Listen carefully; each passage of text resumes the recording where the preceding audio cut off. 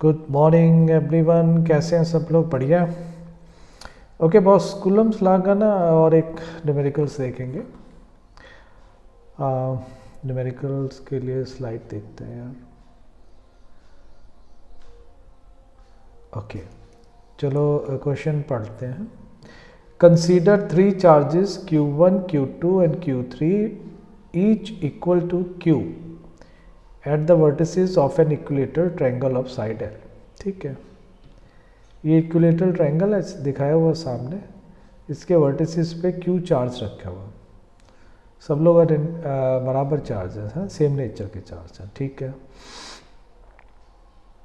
What is the force on the charge Q, capital Q, placed at the centroid, centroid अच्छा ये रखा हुआ centroid पे of the triangle as shown in figure. Okay boss, बहुत बढ़िया। तो question आप समझ गए होंगे कि ये इक्विलेटरल ट्रायंगल है, इसके वर्टिसेस पे Q चार्ज, सेम चार्ज रखे हुए हैं, सेम नेचर के और मैग्नीट्यूड के, और इसके सेंट्रॉइड पे कैपिटल Q चार्ज रखा है जो कि सेम नेचर का है, मैग्नीट्यूड कुछ भी होगा, सेम नेचर का है। ठीक है, अब इस सेंट्रॉइड पे जो चार्ज रखा है, इस पे ये तीनों वर्टिसेस वाले जो चार्जेस हैं ये कितना फोर्स लगाते हैं ये हमें देखना है। क्लियर है बॉस? अच्छा, सेंट्रॉइड क्या होता है? सेंट्रॉइड होता है कि जब हम किसी भी ट्रायंगल के सेंट्रॉइड जो है वो जब हम ट्रायंगल के वर्टिसेस से अपोजिट साइड्स पे परपेंडिकुलर ड्रॉन करते हैं, तो तीन वर्टिसेस हैं, तीन परपेंडिकुलर ड्रॉन होंगे, तीन अपोजिट साइड्स हैं, ये जहाँ काटेंगी वो पॉइंट जो है सेंट्रॉइड होता है। और सेंट्रॉइड से जो डिस्टेंस है, सेंट्रॉइड का जो डिस्टेंस है वर्टिसेस पे, वो क्या होता है? बराबर होता है। ये आपको पता होगा यार, थोड़ा इसका नाम वाम दे दें, इसका ट्रायंगल का कुछ नाम दे देते हैं यार, है ना? तो ये अंडरस्टूड कर रहे हैं ना आप, ये कि centroid is a point, vertices से जब हम इसके ऊपर कोई भी वो कर देंगे, ये बी पॉइंट ले लेते हैं और इसको ए पॉइंट ले लेते हैं और इसको सी पॉइंट ले लेते हैं, तो वर्टिसेस से जब भी आप अपोजिट साइड पे परपेंडिकुलर डालेंगे तो वो जहाँ काटेंगे तीनों वो सेंट्रॉइड हो गया। तो यहाँ पे अगर ये सेंट्रॉइड है, ओ पॉइंट मान लें, इसको क्या माना हुआ है? सी माना है, सी बोला है तो सी लिख देते हैं यार। तो कहने का मतलब है कि अगर ये सी है सेंट्रॉइड, तो ए सी और बी सी और यार ये सी सी हो जाएगा, इसको ओ मान लो सेंट्रॉइड को ना, तो ये इसको ओ कर देते हैं, ए ओ, और ये हो जाएगा आपका बी ओ और ये हो जाएगा सी ओ, ये सारे बराबर हम आर मान लेते हैं इसको। बढ़िया, ठीक है। अब यहाँ पे थोड़ा सा समझने की कोशिश करें, नेक्स्ट स्लाइड पे चलते हैं यार, नेक्स्ट स्लाइड पे चलते हैं। देखिए यहाँ पे आपको ज़्यादा क्लियर होगा कि ये Q है, ये Q है और ये Q है बॉस, और ये चार्जेस आपका रखा हुआ है यहाँ पे। तो ये जो चार्ज है, ये वाला ऊपर वाला ए वाला, ये इसको रिपेल करेगा इधर, और ये जो बी वाला चार्ज है ये इसको रिपेल करेगा इधर, और ये जो सी वाला चार्ज है ये इसको रिपेल करेगा इधर, और ये हमारा जो है कैपिटल Q चार्ज रखा हुआ।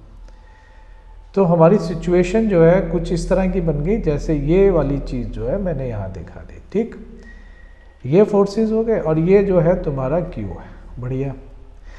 अब यार एक चीज़ समझो कि ये एंगल कितना होगा, ये एंगल जो है, ये तीन एंगल जो बन रहे हैं ये कितने होंगे?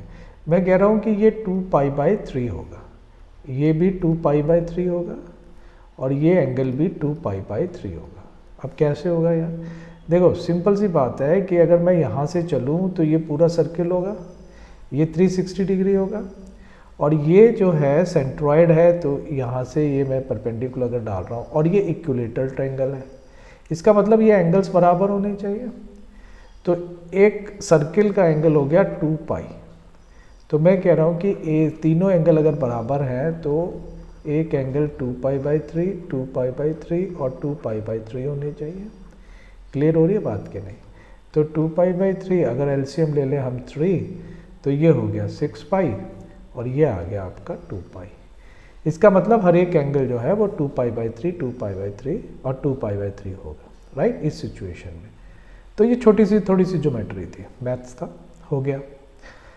अब ये वेक्टर है यार, सारे एंगल्स में है। इसको निकालने के लिए हम थ्योरम यूज़ करेंगे boss, Lami's theorem. Lami's theorem ये आपने पढ़ी होगी यार 11th में, ठीक है, न्यूटन्स लॉ में आपने यूज़ भी की होगी। लामीज थ्योरम क्या कहते हैं, यहाँ मैं थोड़ा सा एक्सप्लेन करता हूँ क्योंकि उसके बिना ये क्वेश्चन आसानी से नहीं निकलेगा। मेथड्स तो बहुत हैं लेकिन ये बेस्ट मेथड है। अब ये क्या कहता है लामीज थ्योरम, कि ये F1 फोर्स के अपोजिट वाला एंगल अगर मान लो हम θ1 है, F2 के अपोजिट वाला एंगल θ2 है, F3 के अपोजिट वाला एंगल θ3 है।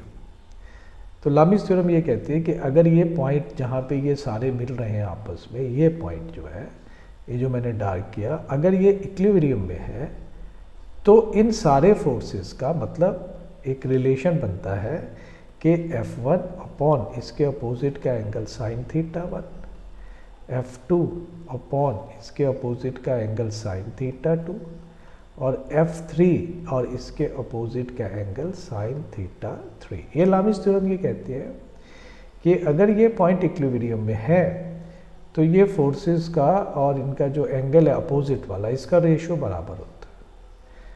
यार एक मिनट देखें, हमारे वाले केस में क्या बन रहा है।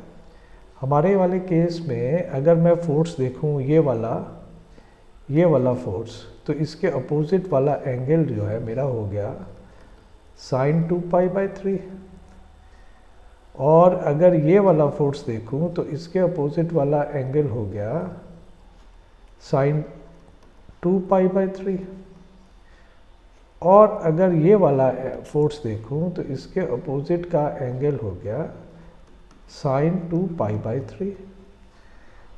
तो यार ये तो रेशो बराबर आ रही है हमारे केस में। इसका मतलब हो गया कि ये जो पॉइंट है मेरा, ये ओ सेंट्रॉइड, ये सेंट्रॉइड है ना, ये क्या है, ये इक्विलिब्रियम में है। अब आप जानते हो कि जब कोई भी चीज़ इक्विलिब्रियम में होती है, एट इक्विलिब्रियम, कोई भी अगर पॉइंट उसके ऊपर बहुत सारे फोर्स लग रहे हैं और वो इक्विलिब्रियम में है, तो उसके ऊपर बॉस एफ नेट जो है वो 0 होता है। क्लियर? तो इसका मतलब सेंट्रॉइड पे जो फोर्स लग रहा है वो 0 होगा, वो सेंट्रॉइड इक्विलिब्रियम में होगा। किस कंडीशन में? जब वर्टिसेस के ऊपर सेम नेचर के, सेम मैग्नीट्यूड के चार्जेस रखे हुए हैं, और सेंट्रॉइड पे अगर कैपिटल क्यू चार्ज है, सेम नेचर का चार्ज है मतलब, तो वहाँ पे एफ नेट 0 होगा। ये हमने प्रूव भी किया, ये अच्छा क्वेश्चन है। तो यहाँ हमने लामीज थ्योरम यूज़ की जो मैंने आपको एक्सप्लेन की। तो होपफुली ये क्वेश्चन आपको समझ में आ गया होगा, राइट। सो यहाँ पे मैंने आर नहीं दिखाया, यहाँ मैं आर लिख देता हूँ। ये आर होगी, ये भी आर होगी बॉस, और ये भी आर होगी, क्योंकि ये सेंट्रॉइड की प्रॉपर्टी होती है। तो होपफुली आप अच्छे से इसको समझ गए होंगे। दिस इज़ गुड क्वेश्चन, ठीक है। तो इसी तरह से बॉस देखते रहिए, और अच्छे जो है मतलब सब्सक्राइब करिए और शेयर करिए, अच्छे कमेंट्स करिए यार, लाइक करिए, और मिलते हैं नेक्स्ट वीडियो में और टॉपिक्स को लेके। टिल देन पढ़ते रहिए और मस्त रहिए। Okay dear, bye.